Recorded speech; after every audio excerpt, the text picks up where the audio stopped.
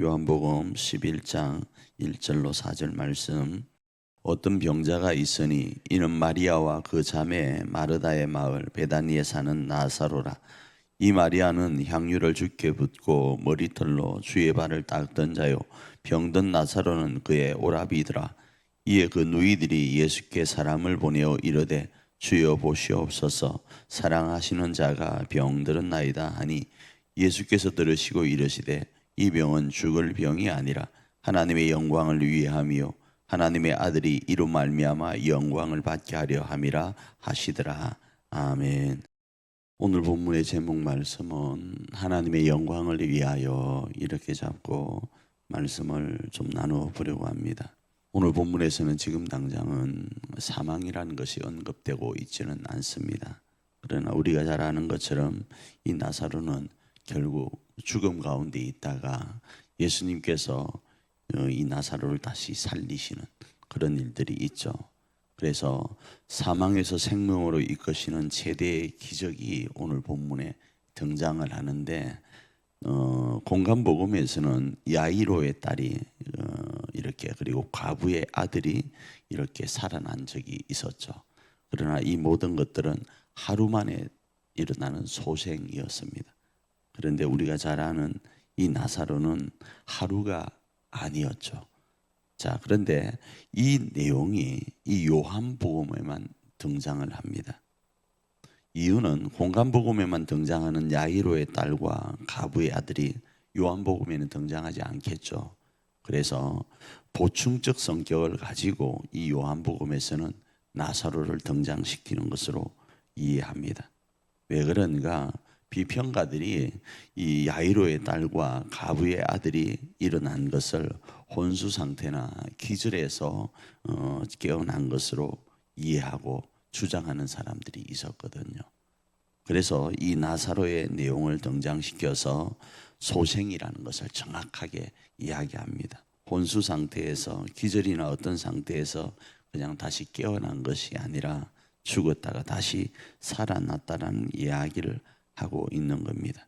그래서 확실하게 그리스도이심을 보이려는 의도를 가지고 있다라는 거예요. 어쩌면 그리스도이기 때문에, 그리스도이시기 때문에 이런 일들은 쉬운 일일 수 있습니다.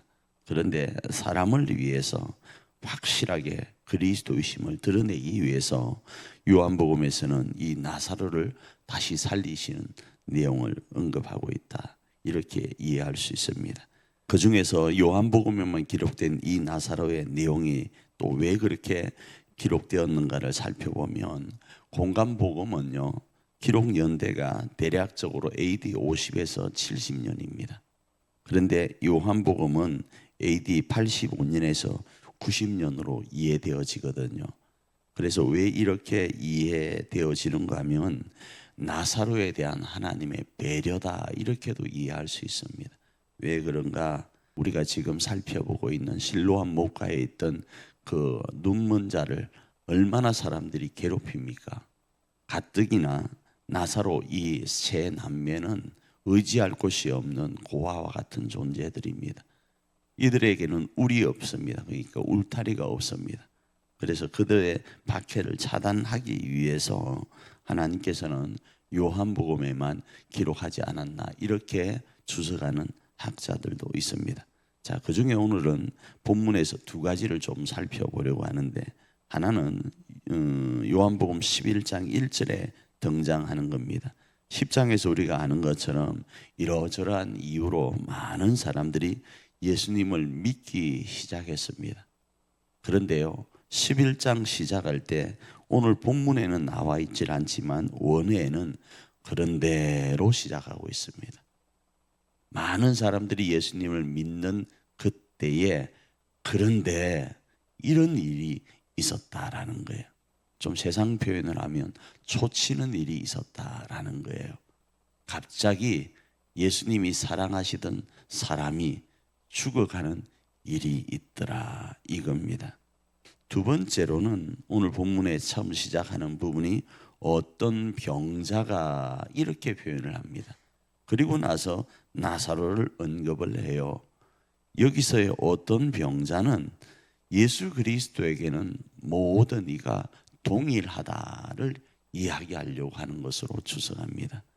나사로는 특별히 예수님이 사랑하는 존재이긴 하지만 모든 이들이 예수님에게 나사로와 같은 존재이다를 이야기하려고 어떤 병든 사람으로 언급하는 것으로 이렇게 추석합니다.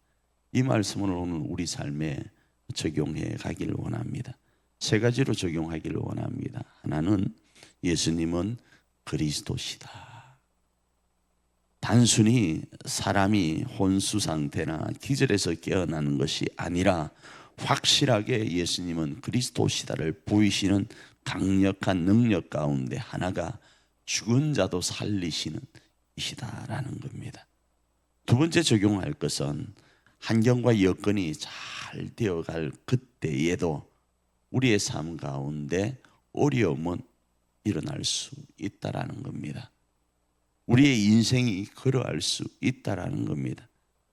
그럴 때 우리가 믿고 신뢰하는 그리스도가 계시면 우리의 그 환경과 여건 속에 있는 그 모든 일들 가운데 그리스도만 계시면, 풍랑이 일어나는 그 배 위에 주님이 계시면 되어진다라는 거예요. 세 번째로 적용할 것은 주님에게 있어서 우리는 각자 사랑하는 존재입니다. 어떤 사람이라는 그 안에 우리도 포함되어 있다라는 겁니다. 돈 많고 권력 있고 명예스럽고 똑똑하고 뭔가를 갖춘 사람만을 하나님은 사랑하는 것이 아니라 우리도, 우리 한 사람 한 사람도 사랑하신다. 그래서 이런 일련의 모습을 통하여 하나님의 영광이 드러나도록 하신다라는 사실을 오늘 우리 삶에 적용하면서 오늘 하루도, 이번 한 주간도 승리해가는 저와 여러분 되기를 축복합니다.